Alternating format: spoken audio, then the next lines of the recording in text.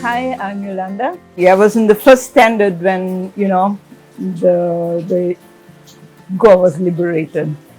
But it was Portuguese school, so I was learning in Portuguese. My grandma was a Portuguese teacher, so she would kind of train us at home and then we joined the school.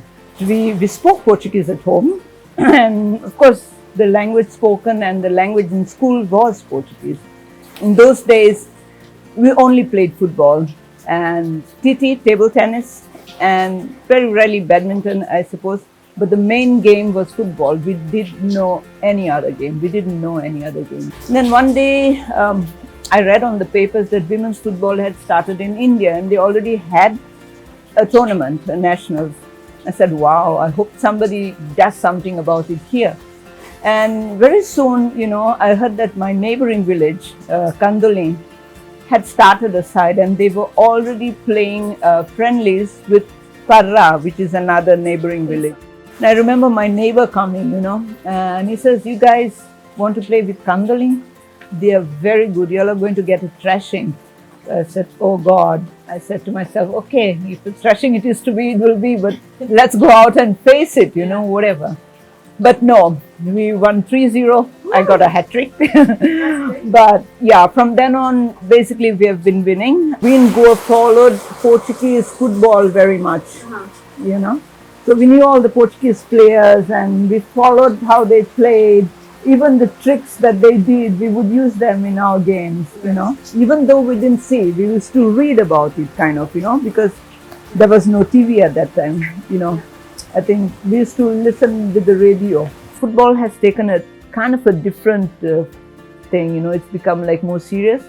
So people think mostly of joining clubs or, as, you have many of these people who have programs for kids and whatever. They are mostly focused on joining them. But then you would see the guys going and playing in any area because the football ground that we have now it's enclosed and probably most of the time it is, not everybody will just walk in and play, but they go to the field side or the hillside and play.